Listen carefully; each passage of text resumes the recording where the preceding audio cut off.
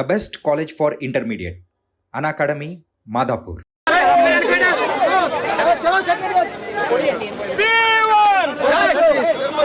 चलो सेक्रेटेरिएट अम्मा, चलो सेक्रेटेरिएट. Okay madam.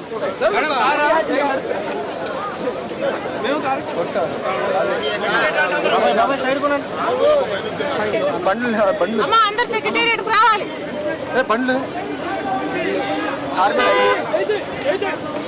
సెక్రటరీ వెళ్ళిపోతారు.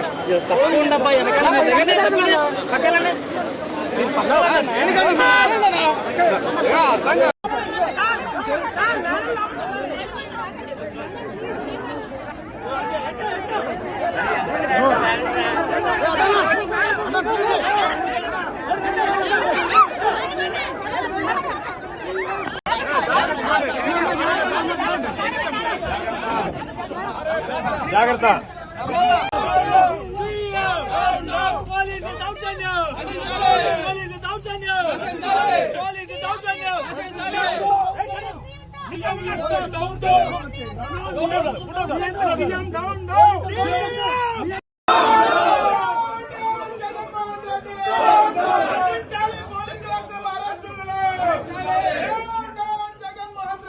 నిజంగా బాధ చెప్పండి మేడం, మీరు ఎలా ఫీల్ అవుతున్నారు? అమ్మ ఎలా ఫీల్ అవుతుంది, నాన్న ఎలా ఫీల్ అవుతాడు ఈ సంఘటన చూసి? ఆయన ఆత్మ శోభిస్తూనే ఉంటది, అమ్మ కూడా బాధపడతారు.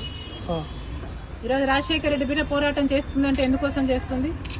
ఆంధ్ర రాష్ట్రంలో బిడ్డలకు ఉద్యోగాలు రావట్లేదని పోరాటం చేస్తే కనీసం సెక్రటేరియట్ లో రిప్రజెంటేషన్ ఇవ్వడానికి కూడా ఈరోజు హక్కు లేదు, మాట్లాడడానికి స్వేచ్ఛ లేదు, జర్నలిస్ట్ రాయాలన్నా కొట్లాడాలన్నా స్వేచ్ఛ లేదు.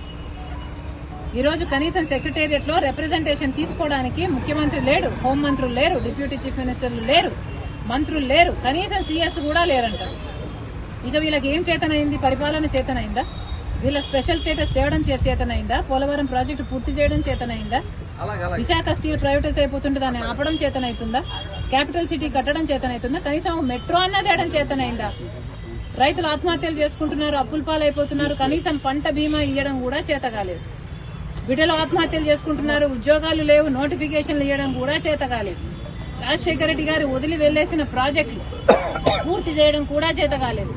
మరి ఇదేనా రాజశేఖర రెడ్డి గారి వారసత్వం అంటే? ఆలోచన చేయాలి. ప్రజల కోసం కొట్లాడుతున్నాం మేము. ఈ రోజు కనీసం కనికరం లేకుండా, మహిళలను చూడకుండా రాత్రి నన్ను పార్టీ ఆఫీస్ లోనే ఉండేటట్టు చేశారు. ఇది పాపం కదా?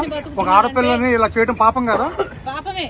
ఆంధ్ర రాష్ట్ర ప్రజలకు, ఆంధ్ర రాష్ట్ర యువతకు చేస్తున్నది వీళ్ళు పాపమే.